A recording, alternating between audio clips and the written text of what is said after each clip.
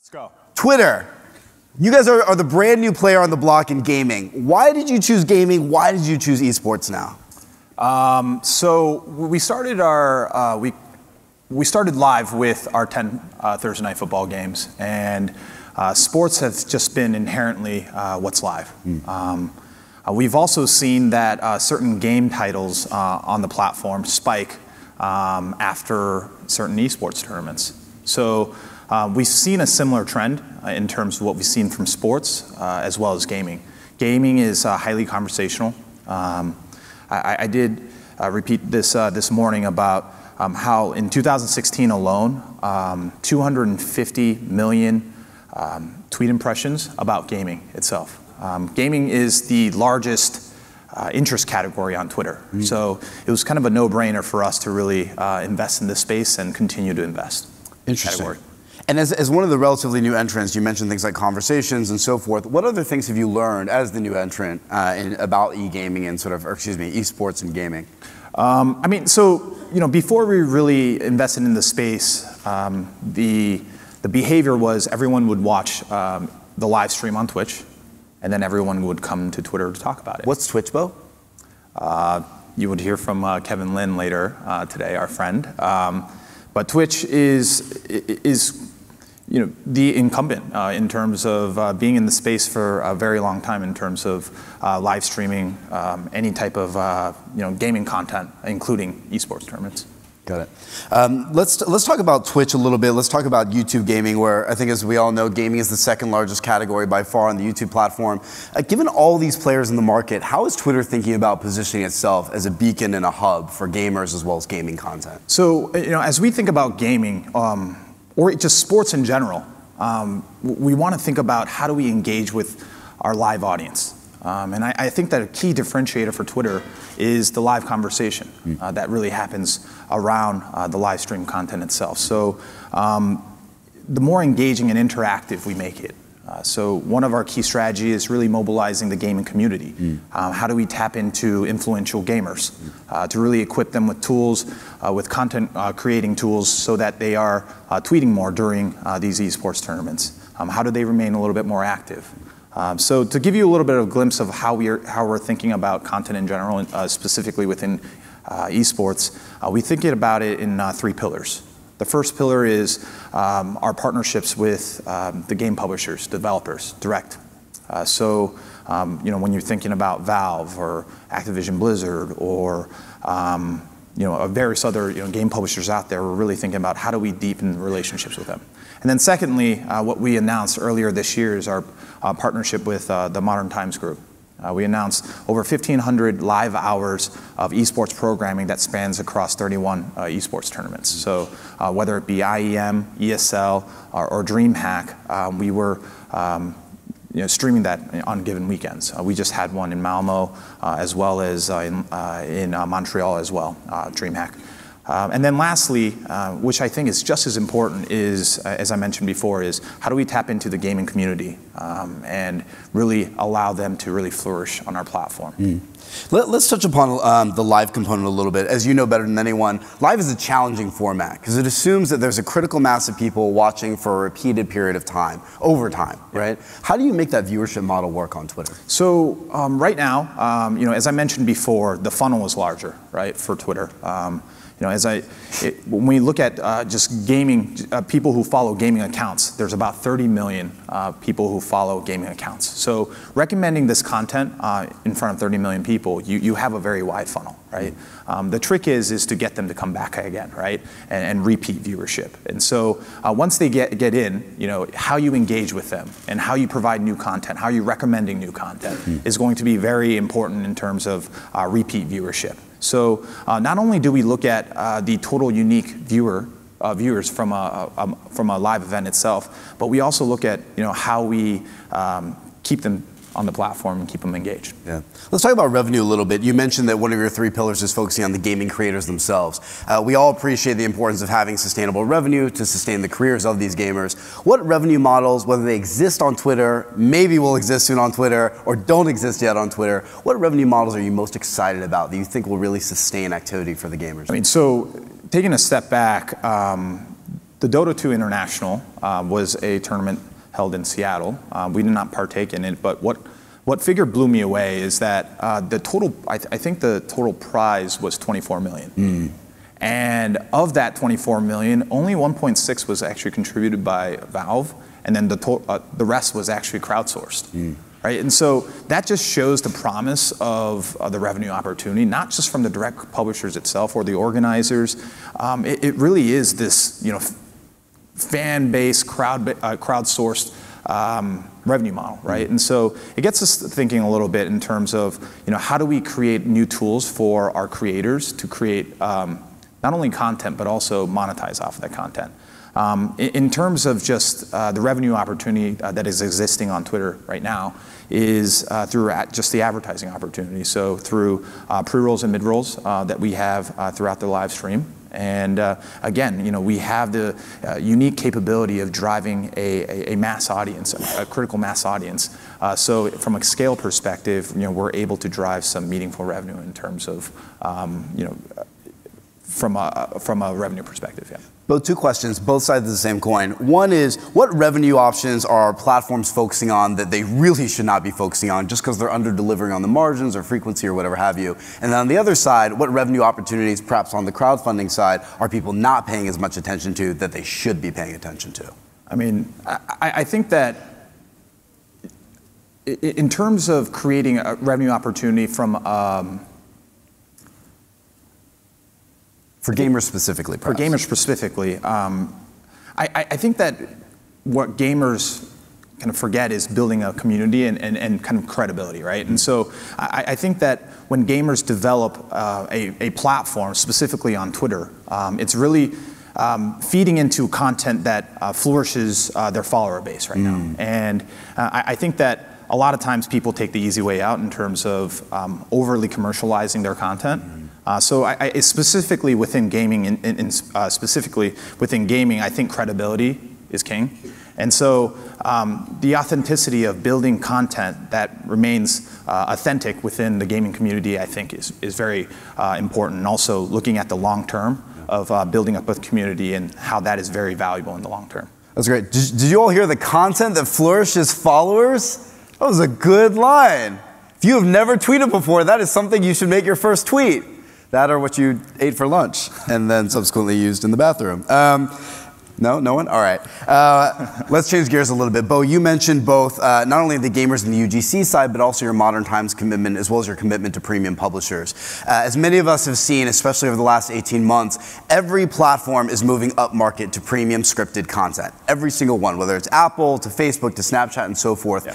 How does Twitter thinking about its content investments, whether it's on premium side or UGC side, and how do you balance the two? So in terms of just scripted or non-scripted, we really don't discriminate right now. We look at content that drives conversation, right? So as I mentioned before, live conversation is what differentiates Twitter from any other platform out there.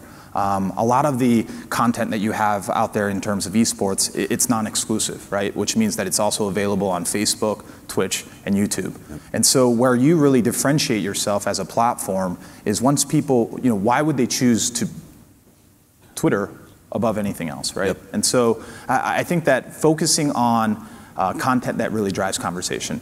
I think this is a separate topic, but it's very related. So Sunday night, Game of Thrones trends on Twitter, and it drives tremendous amount of volume of conversation. And so we partner up with Ringer, Bill Simmons' company, to actually create counter-programming right after Game of Thrones. Smart. So it's called Talk the Thrones. It's an hour format, and it really kind of dissects and evaluates what the mass audience have seen. So appointment television is back again in terms of people actually tuning in on Sunday nights, but people also stick around to actually watch this content, and we've seen the viewership actually grow week over week, and actually have appointment television. And it's not even the main content itself. So smart. So you've effectively created a format from a franchise for free, in theory. Yep. Without sharing the details of the deal. That's amazing. Let's riff on that a little bit. Who, without naming specifics, who or what is getting premium content right, or premium content experiences in the platforms? Not to nod, Twitch a lot more, and credit for Kevin, is that I think Twitch is tremendously authentic in the space. And so they've done a very good job of investing into the community, investing into the creators, and the influential voices within the gaming community. And because they have that authenticity, I think that's a platform that does it pretty well. Fair enough. Yeah. Let's riff on live a little bit. So you've been very clear that live is the priority. It's the distinction for Twitch and the ecosystem. Jack Dorsey, of course, has said this several times when he reclaimed the throne. Is that what you all call the CEO post, the throne? The nest. Yeah. What are the 3 biggest untapped opportunities in live if you were to project for the next 3 years? Where's live going? 3 biggest. Wow, 3. So, or in Twitter speak, 1 year. 1 year. I mean, so I think gaming. Bo will have a job. That's what he's saying. I mean, gaming, live. I mean, anything that really resonates from a live perspective. So, gaming, sports, news. Makes sense. You'll see with all the content that we release today that it just resonates on what truly is live and flourishes on our platform. So any type of content that drives conversation is something that we'll continuously invest in. That makes sense. Are there any others that you're particularly excited about? That we can't talk about, but in the ecosystem at large, that won't get you in trouble with comms. I mean, one of the announcements that we had that's unrelated, but it's music related, is K-pop. So we're partnering up with KBS World TV to actually bring K-pop to a global audience. So beyond just within Korea, we'll have a weekly format on Friday nights where we'll showcase different K-pop shows. Interesting. So I'm not saying that just because I'm Korean either. No worries. But he is saying it because we are in Asia. Let's go on the other side of the spectrum.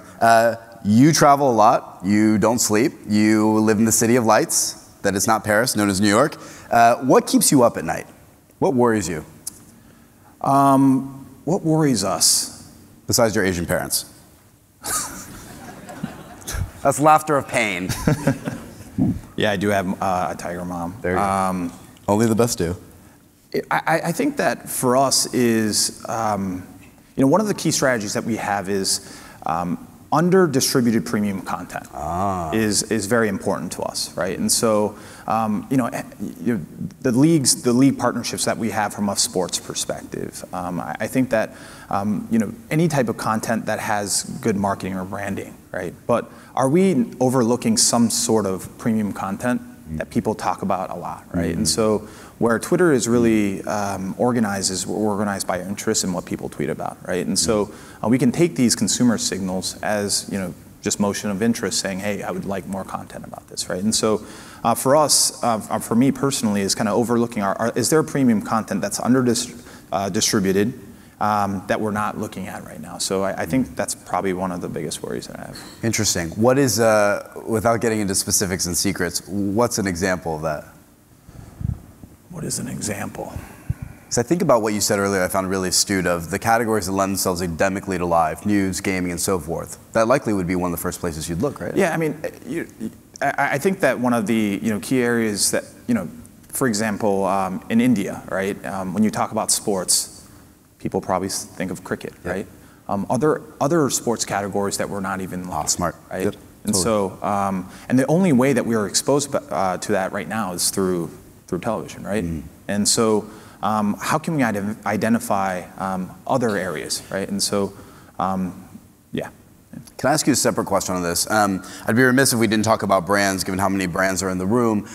Given that you do deal with such premium experiences and premium content, moving forward and looking forward, what is a brand's opportunity on Twitter? So, as you'll see across the board, our audience is a lot younger than what we'll see from an average audience that's watching television, right? And so when we're looking at just our sports programming itself, over 70% of our audience is 18 to 34. Over 50% of our audience is under 25, right? And so as marketers, that is a tremendous audience to actually tap into. It's an unduplicated audience to tap into. As increasingly this audience is cutting cords or not even subscribing to cable as a whole, right? So as a marketer, you're really thinking about how do you go after an audience that you cannot reach with television, right? And Twitter is always trying to think about how do we complement with television, as we talked about in terms of Talk the Thrones with Ringer. Yeah. One would argue Twitter is really the only platform that successfully sort of manifested the second screen experience, right? That everyone in TV has tried to crack. Yeah, right? I mean, so that's one thing that we were pleasantly surprised about is that, for 10 years we've trained our consumers to be the second screen, right, of what's happening live, right? And we've seen a tremendous increase in tweet volume when we put content that's usually on the primary screen onto the secondary screen, right? And so we've seen that through our NFL games, and we see that in many more in other partnerships across the board. You all have to tweet that too. Did you hear what he just said? For 10 years, Twitter has trained our audience to make Twitter the second screen of their lives. Who says things like this? Bohan does. All right, let's move on. This is a slightly altered version of something I asked earlier, but as you and I both know, because digital moves so rapidly, a lot of people make a lot of mistakes. What is the biggest mistake, and you don't have to name specific people, platforms, what is the single biggest mistake people are making in digital media right now? I think that specifically when I give an example of just gaming in general, is making content exclusive, right? Just locking it up, right? And specifically around esports in general, right? I think that exclusivity is a very antiquated way of getting and growing an audience, right? And so specifically within esports, it's a little bit fragmented, right? And teams are following around different tournaments, and for us to really succeed together is to really cater to that audience together, right? And so when I see platforms such as YouTube and Twitch, I do see collaboration opportunities where we're really kind of feeding into the community, bringing the best content, but also bringing the best experience itself, right? And so when we're constantly thinking about gaming content consumption on Twitter, how can we change from just it being a linear viewing experience, right? We're also thinking about how do we recommend the right content in front of the right people at the right time, right? And so instead of pulling for content, how do we push content to you that you might be interested in?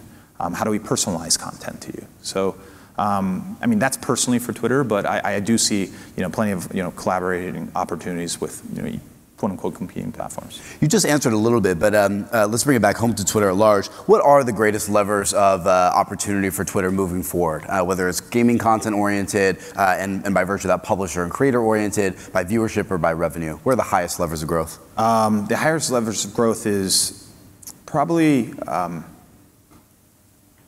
duration. How do people keep coming back over and over again, and how do they stay for a longer period of time? So I think engagement is a metric that a lot of folks overlook because they look at the vanity metrics of how many millions of folks are we bringing in, right? And so keeping an audience engaged and on our platform, whether they tweet more, whether they share more, whether they like more of our content is something that we're constantly focused on. Makes sense. And soft question to end this up. What's the most memorable tweet you've ever seen in your entire life? For good or bad? Memorable tweet. I tweet a lot about my nephew, Jackson. So that's probably the most memorable tweet I have. So if you check my Twitter account, there's a lot of baby photos of my nephew, 7-month-old nephew. So, but he's not Bo's child, it is his nephew. It's my nephew. Got it, that's great. Bo, thank you so much for being in The Week That Matters. Make sure you tweet everything that Bo just said with #Matters17. We're also supposed to mention, partly perhaps thanks to some back canoodling of Twitter, that Matters is still #1 trending on Twitter. So thank you, Bo, for that blacklisting, whitelisting. And we'll be right back with the next session.